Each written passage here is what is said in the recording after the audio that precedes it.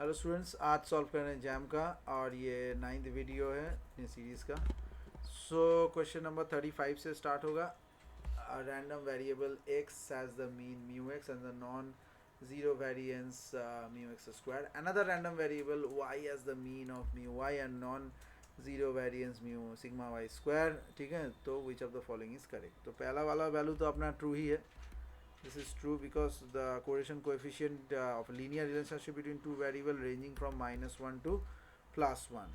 ठीक है, तो यहाँ पर में ये 1 हो सकता है. परफेक्ट. सो दूसरा बी में रिग्रेशन लाइन यहाँ जो ये लिया है उसके हिसाब से ये फॉल्स है because it represents the expected value of Y on a specific value is defined as जो म्यू आई देखिए टोटल आया. So the correct slope of the coefficient depends on the correlation coefficient and the standard deviation of both the variables. ठीक है, तो ये अपना wrong हो गया, ये अपना सही है. सी में चलेंगे. ये भी the variance of X minus Y sigma square this थी. डायरेक्ट फार्मूला के ऊपर दिया है, ये सही है. और डी में है rho equal to zero represents linear relationship. There is no linear relationship. It doesn't necessarily guarantee the independence. Okay, so this independence between the two variables. लेकिन तो यहाँ पर मैं डजंट नेसेसरली गारंटीज हम लोग नहीं कह सकते हैं, और भी काफ़ी रीजंस की वजह से भी हो सकते हैं. सो ए और सी इसका सही है. सो 35 इज ए एंड सी. ठीक है, नेक्स्ट इज 36 में चलेंगे. Let x1 x2 be a random variable of n greater than 1 drawn from a probability distribution having the mu and sigma square as a variance दिया हुआ है. अब इसमें से भैया कौन सा सही है ये बताइए. ठीक है, सो पहला है sample mean of the standard deviation sigma by root N. एकदम सही है, स्टेटमेंट करेक्ट है. ये तो हम लोगों का थ्योरी से ही आ गया. बी है probability distribution tend to the following standard normal distribution if N tends to infinity. ये हम लोग का हो गया सेंट्रल लिमिट थ्योरम. ये it's a basic central limit theorem of the sufficiency condition. So B भी करेक्ट, ए भी correct. ठीक है, सी में चलेंगे. N minus one square by sigma square is a chi square distribution with N minus one degrees of freedom and A square as a sample variance. तो ये यहाँ पर में क्या है द स्टेटमेंट के अंदर के when sample variance A square is computed on this thing. So N minus one square हम लोग डायरेक्ट नहीं ले सकते हैं, और यहाँ पर में उस फॉलोज अ काई स्क्वायर, लेकिन यहाँ डिग्रीज ऑफ फ्रीडम हो जाएगा उससे अलग. So this is not the correct answer. D में आएंगे the sample mean always consistent estimator of mu. So this statement is incorrect where the sample mean is an unbiased estimator of the population of mu but not always consistent. Consistency means that the sample size tends to infinity, then the estimator converges and probability to the true parameter value. So D अपना incorrect हो गया. Okay, तो next 30. अब कुछ theoretical question है तो हम लोग डायरेक्ट अभी चले जाएंगे रिजर्व बैंक वाले क्वेश्चन में जो कि है 39 में. ठीक है, सो 39 में है which of the following is not correct. So दो यहाँ पर इनकरेक्ट है. पहला वाला ही है under the reserve bank of act 1938. ये एक्चुअली हुआ था under the reserve bank of act 1934. Every schedule bank has to keep a certain minimum cash to RBI. इसी को हम लोग कैश रिजर्व रेशियो की तरह लेते हैं, CRR. ओके, ये पहला. दूसरा CRR is a statutory reserve requirement, बिल्कुल सही है.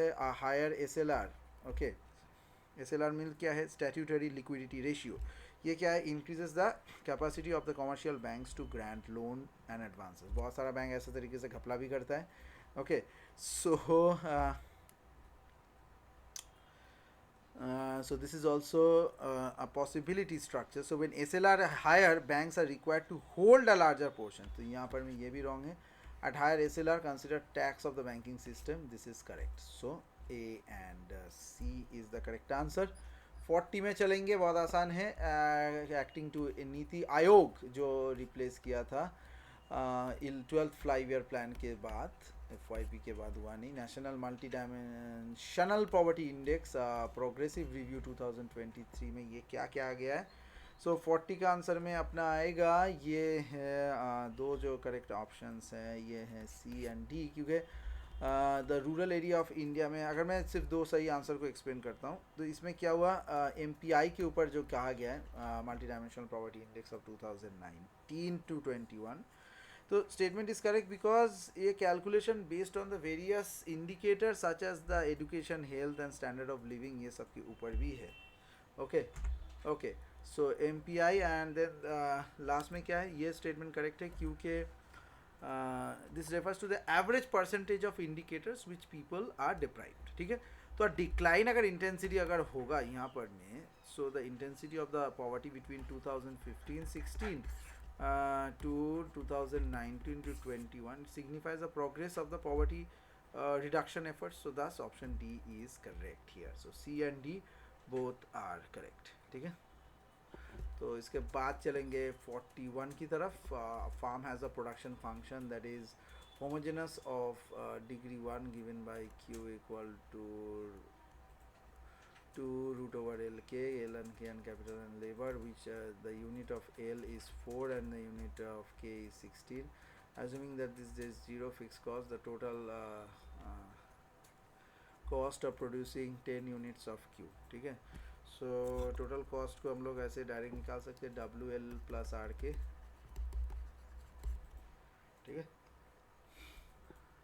So Q equal to 2 root over K, L हम लोग के पास दिया हुआ है. So 10 equal to 2 root over L K. So L के हो गया अपना 25. ठीक है.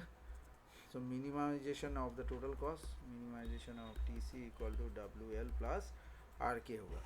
सो आर के अपना हो गया कितना, सॉरी एल के अपना है 25. तो यहाँ पर में हम लोग रिप्लेस कर सकते हैं. सो लाग्रांजियन फंक्शन ले लेंगे, L equal to 4l plus 16k. ये से ये दोनों 4 और 16 के हिसाब से budget line subject to this L K minus 25. ठीक है. यहाँ पर एल को हम लोग ऐसा एल ले लेते हैं. So del L 4 minus lambda K equal to 0. फिर के हिसाब से करेंगे